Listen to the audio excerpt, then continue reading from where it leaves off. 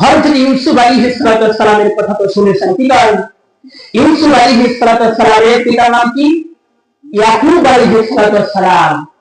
যখন হযরত ইউসুফ আলাইহিস সালাম মিশরের বাদশা ছিলেন, আমি সংক্ষিপ্ত অল্প কথা বলবো, খেয়াল করে শুনেন।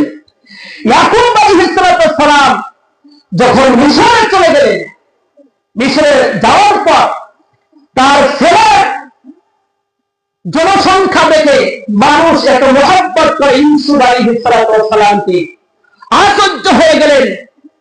ইয়াকুব আলাইহিস সালাম মিশরের জমিনে যখন পাও ফেললেন, সমস্ত মানুষ আসিয়া আহলান সাহলান জানিয়ে ইয়াকুব আলাইহিস সালামকে মিশরের রাজপ্রাসাদে নিয়ে গেলেন। সুবহানাল্লাহ। আর মিশরের বাদশা যখন ছিলেন, ওই বাদশা ইউসুফ আলাইহিস সালামের পায়ের কাছে তার স্বর্ণের মুকুট রাখার পর ইউসুফ আলাইহিস সালামের হাত ধরে কালেমা পড়ে মুসলমান হয়ে গেলেন। সুবহানাল্লাহ। ইয়াকুব আলাইহিস সালাম যখন মিশরে যায়, শরীর খারাপ হয়, এমন সময় ডাকতে বললেন যে বেটা, আমি তখন এই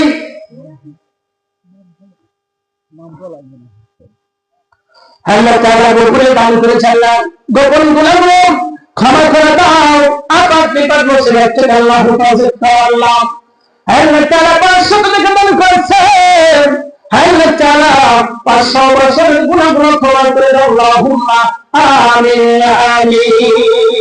ইয়াকুব আলাইহিস সালাম বেটাকে ডাক দিয়ে বললেন, আমি যখন এই মিশরে যদি দুনিয়া থেকে বিদায় হয়ে যায়, আমার বাপ দাদা যেখানে কবর আছে সেখানে আমাকে কবরের মধ্যে রেখে দিও, তার পাশেই কবর দিয়ে। বলে সুবহানাল্লাহ। চাচার নাম কি?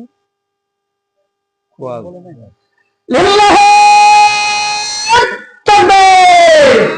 আল্লাহ তাআলা আমার কুয়াস চাচা 500 টাকা দান করেছেন। আল্লাহ আপনি যান আমার পরবর্তীকালে কবরের মধ্যে আছেন। আল্লাহ তাআলা আমার পিছনে কত নামাজ পড়েছে, তার চেহারাটা শুধু ভাসে আমার চোখের পর। আমার মালিক, আমার আল্লাহ কবরের মধ্যে মাফ করে দাও, কবরটাও জান্নাতের টুকরা হিসেবে কবুল করে নাও।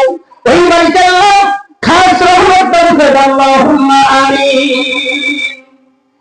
হযরত ইউসুফ আলাইহিস সালামকে মিশরের মানুষ অত্যন্ত ভালোবাসতো। কি ভালোবাসতো?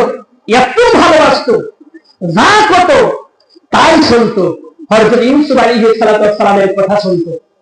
আর ইউসুফ আলাইহিস সালাম তার মন গড়া কোনো কথা বলতেন না, মন গড়া কোনো কথা বলতেন না।